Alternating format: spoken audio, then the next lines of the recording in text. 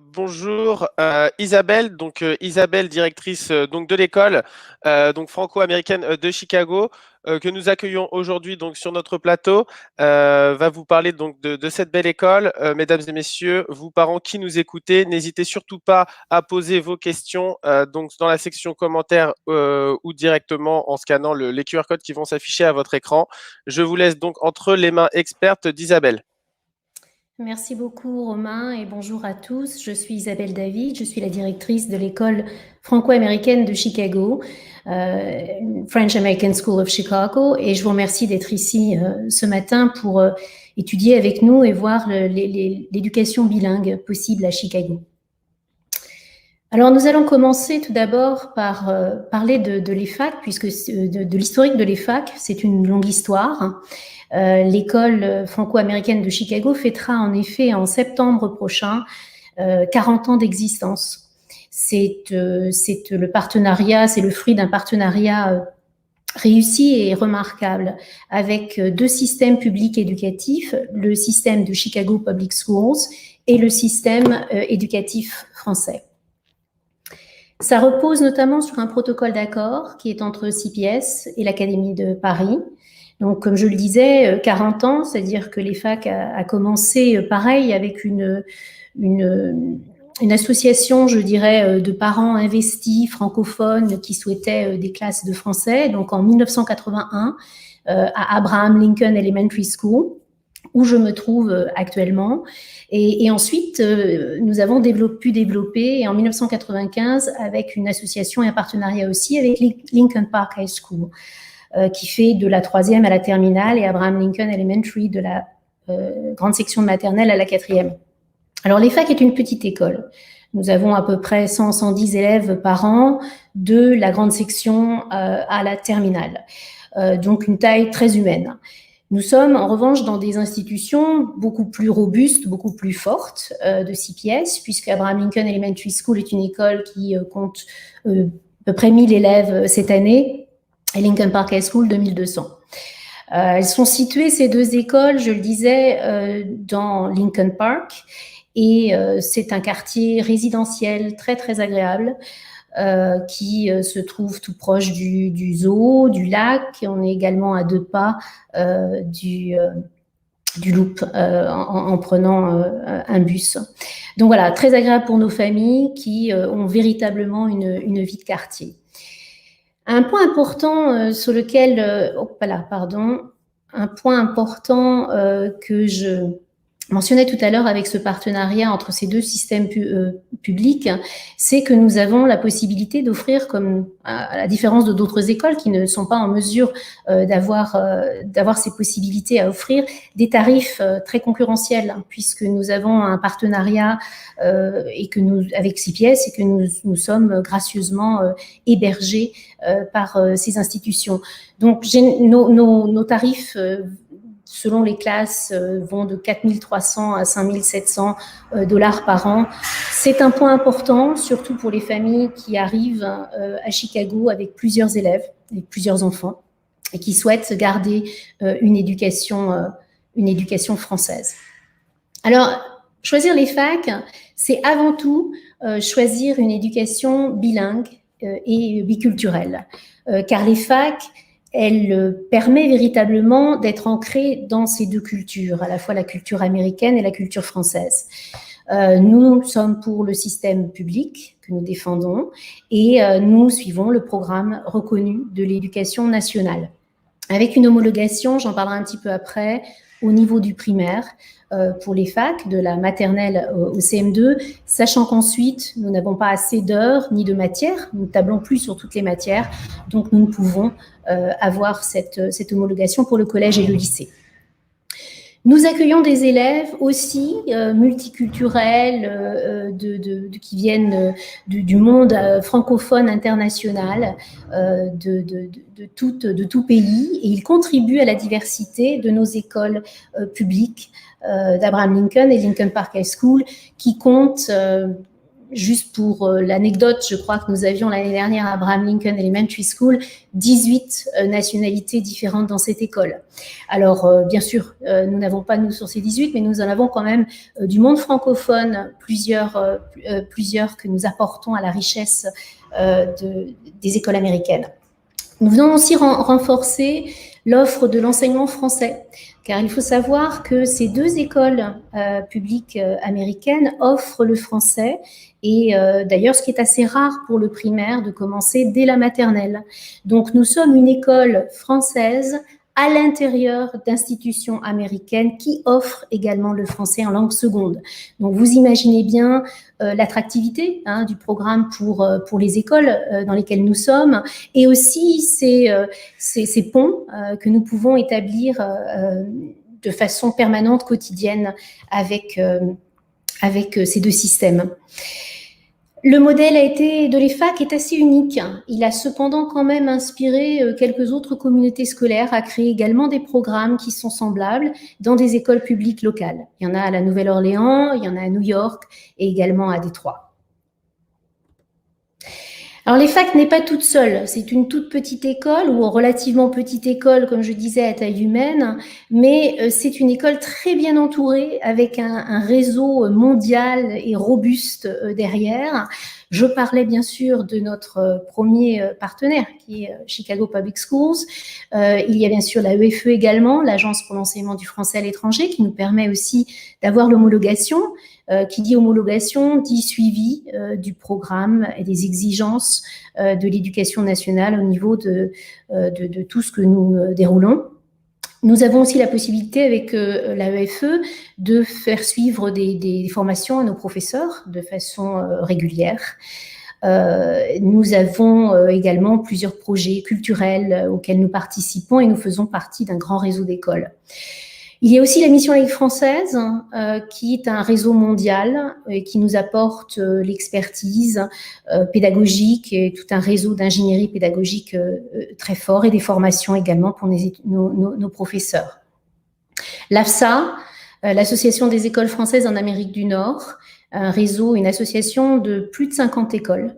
Donc le lycée français en fait partie, bien évidemment. La plupart des écoles homologués qui sont sur les États-Unis et au Canada. Et enfin, nous avons aussi, bien sûr, un partenariat fort avec le consulat français, et notamment au niveau administratif, mais aussi au niveau culturel. Donc, un peu plus dans le détail maintenant, l'EFAC, comment ça fonctionne. Je disais que c'était sur deux écoles. Donc, nous avons d'abord la grande section à la 4e, qui se trouve ici à Abraham Lincoln Elementary School. Et c'est la partie qui est pour nous, jusqu'au CM2, une partie homologuée. Alors, homologuée, c'est suivre, bien sûr, tout le programme de l'éducation nationale, être absolument consistant dans toutes les demandes qui sont faites, et toutes les exigences du programme de l'éducation nationale. Ça veut dire également avoir des professeurs détachés de l'éducation nationale, ce qui est le cas tous les ans pour nous. Ces professeurs sont là, ça dépend de leur visa, soit pour 3 ans, ça peut être 5 ans, ça peut être 6 ans. Certains font le choix ensuite de rester aux États-Unis, tout en restant quand même au niveau de l'éducation nationale, et ont la possibilité de rester plus longtemps chez nous. De la 6e à la 4e, je le disais, nous ne sommes plus homologués puisque nous n'avons plus assez d'heures éducatives, et nous ne couvrons plus toutes les matières. On ne fait plus les mathématiques, on ne fait plus les sciences, on ne fait plus tout ceci. Nous nous cantonnons au français, donc l'apprentissage de la littérature et l'histoire-géographie, sachant qu'on les inscrit également, on inscrit nos élèves en parallèle avec un accompagnement CNED pour le français. La professeure est une prof de l'éducation nationale en disponibilité qui est chez nous, mais qui a les accompagnements CNED aussi en parallèle, qui nous permet, nous, de nous assurer que nous sommes bien, puisque vous savez certainement que le CNED est le bras droit, je dirais, un organisme qui travaille directement avec l'éducation nationale, suit les programmes de l'éducation nationale. Donc, ça nous permet, nous, de nous assurer que, même n'étant pas homologués, nous suivons exactement ce qui doit être fait pour ces matières. Ensuite, pour l'autre école, Lincoln Park High School, nous avons des classes qui vont de la 3e à la terminale et aussi une classe de DELF qui est indépendante. Nos élèves font à ce stade non plus qu'1 heure par jour quotidiennement de français et nous les préparons ultimement à plusieurs examens, notamment l'EAF qui sont les épreuves anticipées du bac de français en première. Donc, on les inscrit en français et littérature également avec l'accompagnement CNED en parallèle, toujours pour nous assurer que nous sommes bien dans le programme de l'éducation nationale. Ce qu'il faut savoir, c'est que nos élèves, d'abord, ils viennent un peu de partout, également de d'autres écoles françaises qui sont sur les États-Unis, puisque en intégrant Lincoln Park High School, beaucoup d'entre eux suivent la filière IB, International Baccalaureate de Lincoln Park High School, qui est une des plus anciennes filières de IB aux États-Unis. Nos élèves se préparent donc pour tout ce qui est IB avec le système américain. Alors là, je n'irai pas dans tout ceci, du moins pas ici pour cette présentation, car ça concerne directement Lincoln Park High School. Ceci étant, je peux répondre bien sûr à des questions si les parents ont et prennent rendez-vous après avec moi pour leur expliquer un petit peu le rapport que nous entretenons avec le IB Program. Nos élèves à nous vont préparer le bac de français, ce qu'on appelle le bac de français en première, les épreuves anticipées, sachant que bon, il y a eu la réforme du bac, nous continuons à avoir seulement l'examen de français écrit et oral. Nous les préparons et ensuite, dans des années normales, dirais-je, les élèves vont passer les examens au centre d'examen à Chicago, qui se trouve être le lycée français à Chicago. Les élèves continuent ensuite en terminale pour la plupart et suivent la filière IB, c'est-à-dire que nous ne les inscrivons plus au CNED, mais nous faisons en sorte de les préparer, de suivre un petit peu le programme IB américain, tout en sachant que nous continuons à le faire, mais en français. Par exemple, s'ils font Shakespeare, eh bien, nous allons aussi, nous, étudier Shakespeare, la pièce en question, et faire les débats, les écrits, les commentaires composés, etc., en français. Au final, les élèves du IB ont la possibilité d'avoir en première le bac de français, les épreuves anticipées du bac de français, et s'ils continuent avec nous jusqu'en terminale, ils peuvent passer au niveau de Lincoln Park High School, le bilingual IB. Nous avons aussi des élèves qui font le DELF. Alors, ce sont des élèves qui nous rejoignent au niveau du lycée, qui ne sont pas natifs, on va dire, à la base, et qui ne parlent pas, qui n'ont pas été dans un cursus français toute leur vie, donc ils ne peuvent pas prétendre au cursus plus classique de l'EFAC qui prépare au bac de français, mais qui ont en revanche un niveau qui dépasse de loin le niveau qui peut être apporté à Lincoln Park High School dans leur classe, ou alors qui ont tout simplement une volonté très très forte de faire du français à haut niveau et d'avoir des reconnaissances pour ce faire. Donc nous proposons les 6 niveaux, c'est-à-dire A1, A2, B2, etc., pour ceux qui connaissent, sachant que le C2 est le plus élevé. Nous avons une classe de DELF tous les ans, une petite classe. On va parler des effectifs un petit peu après, donc je ne rentre pas plus dans ceci. J'essaie de faire attention au temps. Les critères d'admission de l'EFAC, il y en a plusieurs, il y en a 3 grands critères. On a bien dit qu'on avait une collaboration très forte avec Chicago Public Schools, ce qui nous définit. Donc, les élèves sont des élèves de CPS, ce qui veut dire que les familles doivent résider dans la carte scolaire des écoles qui nous hébergent. C'est toujours un des premiers critères dont nous discutons avec les familles, la nécessité de vivre dans le quartier. Ce qui a aussi, je dirais, des avantages, puisque les élèves se connaissent, leurs petits camarades avec lesquels ils travaillent habitent à 2 rues plus loin, ça a des avantages certains pour les familles qui sont ici. Les élèves sont issus du système scolaire français, alors soit il nous arrive d'écoles françaises en France, ou alors d'écoles françaises dans le monde, ou de nos écoles ici aux États-Unis. Ou alors on a des élèves, je le disais tout à l'heure avec le DELF, qui sont désireux au lycée d'améliorer très vite et de valider leurs compétences en français. C'est pourquoi nous avons créé cette filière il y a quelques années. L'acceptation dans les classes, puisque nos classes sont avec des effectifs également assez réduits, est traitée dans l'ordre des demandes. Alors, on va en venir un petit peu à parler des effectifs ici. Ce que je voulais insister sur la contribution que nous avons, qui est active à la communauté scolaire, donc de l'EFAC, mais également des institutions qui nous hébergent. Nous mettons l'accent sur la réflexion critique, l'esprit critique, sur toutes les opportunités linguistiques possibles et un encadrement pédagogique différencié. Je disais tout à l'heure que nos élèves étaient véritablement dans 2 cultures et dans 2 langues, avec cette école américaine et l'école française en même temps, avec ces 2 casquettes en permanence, ce qui permet pour eux d'avoir des perceptions et des résolutions de problèmes tout à fait différentes d'élèves dans d'autres écoles plus ciblées dans une langue.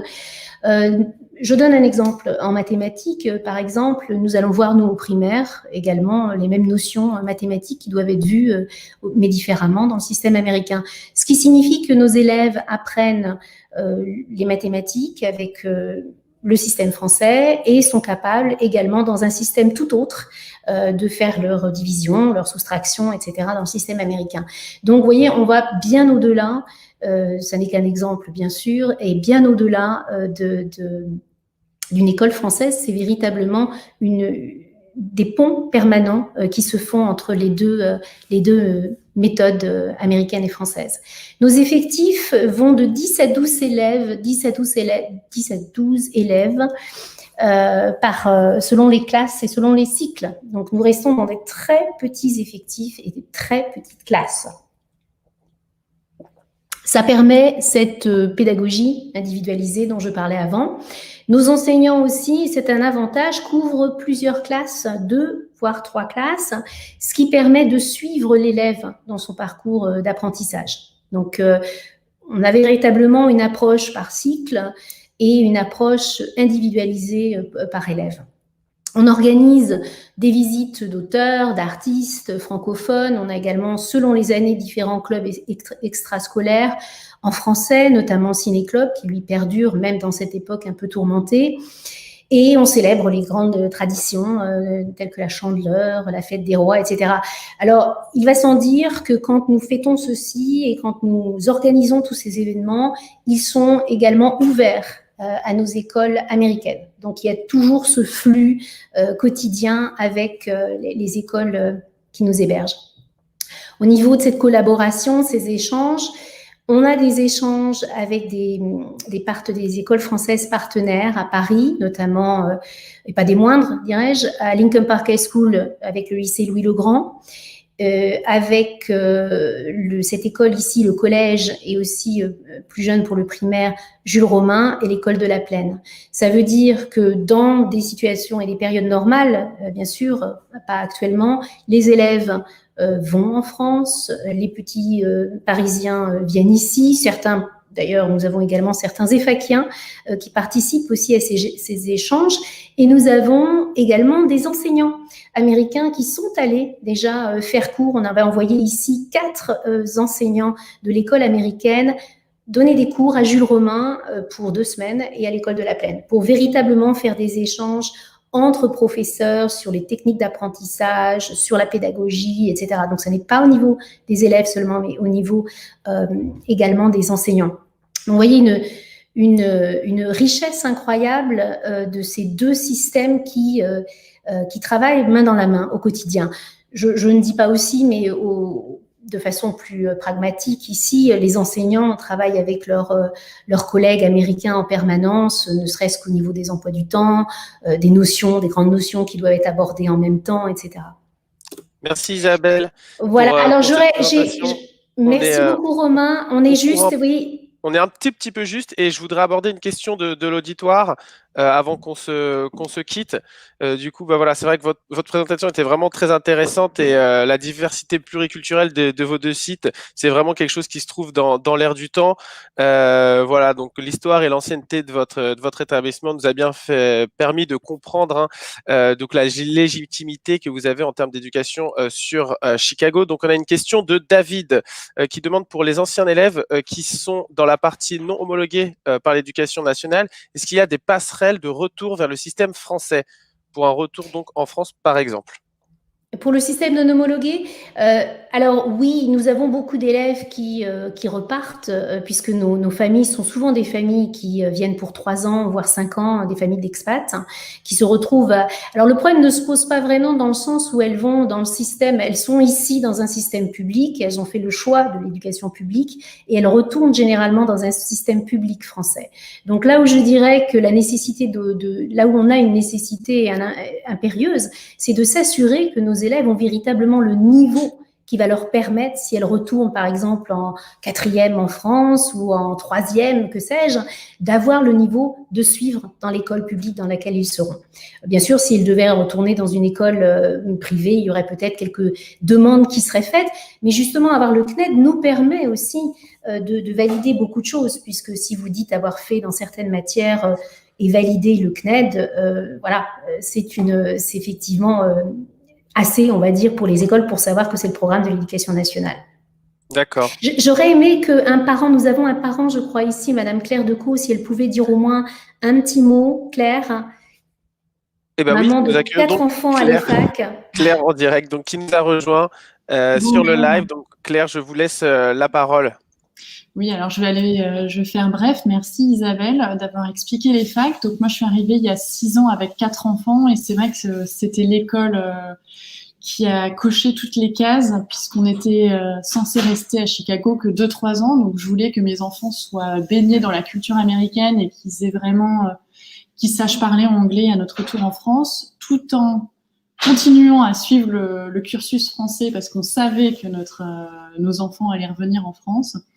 Donc les facs étaient vraiment parfaits pour ça, en fait, d'avoir cette double formation et en anglais et en français était parfaite. Et puis bon, c'est vrai que moi, avec 4 enfants, les frais de scolarité étaient un gros critère également. Donc voilà, pour aller à l'essentiel, c'est vraiment les points très forts de l'école, la petitesse des classes, le fait qu'ils soient très bien suivis. Et voilà, quand ils rentrent en classe et fac, c'est comme s'ils retrouvaient leur petite famille, leurs petits cousins français. Mais rien que pour eux, c'est aussi très important d'avoir cette petite communauté dans une énorme école. Ok, bah merci Claire du coup pour ce témoignage. De rien. C'est vrai que c'était très intéressant. Merci pour cette petite précision. Merci aussi Isabelle donc pour votre présentation. Je vous remercie et je vous souhaite du coup une agréable journée. Merci également. Merci Romain. Au revoir. Merci, au Au revoir à revoir. tous. Merci de votre écoute.